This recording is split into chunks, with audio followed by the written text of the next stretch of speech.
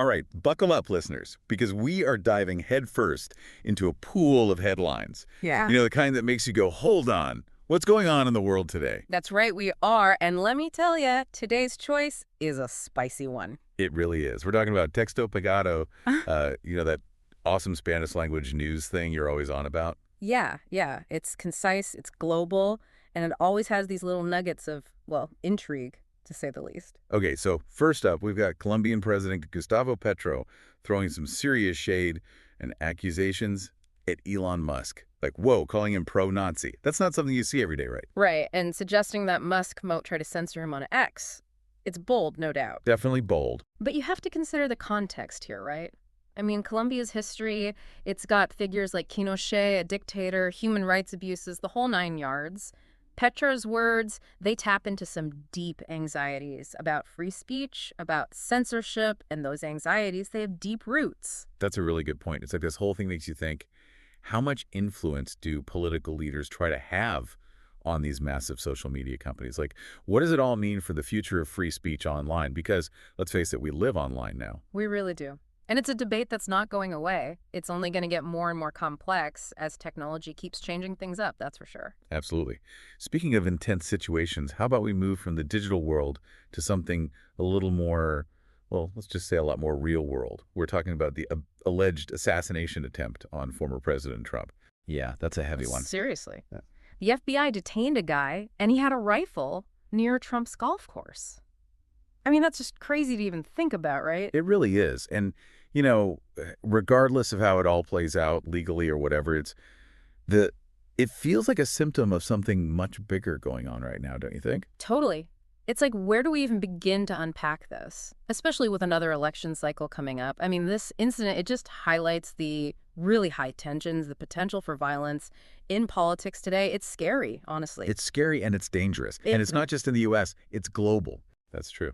This kind of relates to our next story, actually. Texto Pegado is saying that the French government is advising people to avoid traveling to Venezuela unless it's absolutely necessary.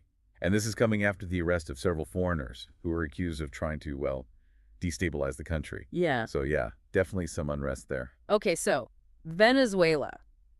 We've got to rewind a bit, right? Years of political chaos, economic freefall, the whole thing. These arrests, it doesn't matter if you see them as legit or a crackdown on anyone who disagrees with the government.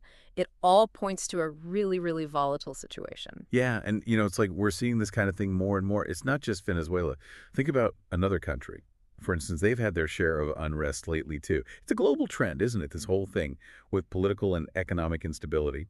It is. It's a cocktail of, well, you name it. It's economic inequality, governments that are struggling, people are angry. It's something we need to be paying attention to. Absolutely.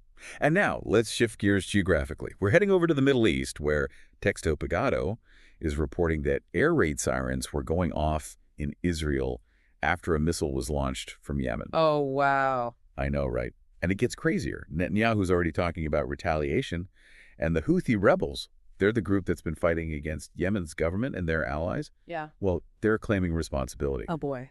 And they're saying they used a new ballistic missile, like a new one, long-range stuff. It's kind of chilling when you think about it. It is. I mean, the whole region is like a tinderbox as it is. And now you add a new missile system to the mix. It's a recipe for disaster. The relationship between Israel and Yemen, crazy complicated. The Houthi rebels, wild card for sure. Yeah. This has bad news written all over it. It's true. Things can change so quickly. Yeah. It's scary how fast things can spiral out of control on the world stage. Okay. But okay, let's end on a slightly more hopeful note. Texto Pegado wraps up with some good news for a change. Germany and Uzbekistan have signed a migration agreement. Oh, that's good to hear. Right. It's meant to help with the labor shortages they've been seeing in Germany, and hopefully it'll mean some better opportunities for Uzbek workers, too. So there's a little bit of light there. There is. Now, whether it'll actually work the way they hope, that's the million-dollar question. Germany definitely needs workers, though. So in theory, this could be good for everyone involved, assuming it's done right. We'll see. We will. But it's definitely a good reminder that even with all the conflict and the craziness happening around the world, there are still people trying to make things better, trying to find some common ground. Totally. Well, that was quite a ride. From political drama and potential assassination attempts to international incidents, and finally, a glimmer of hope with that agreement. I feel like I need to sit down after all that. Me too. And you know what? It makes you wonder, doesn't it? All these events, are they really as separate as they seem? Or are there these hidden threads connecting them all? Something to think about. Something to think about indeed. And on that note, we'll leave it there for today. Thanks for joining us for another deep dive.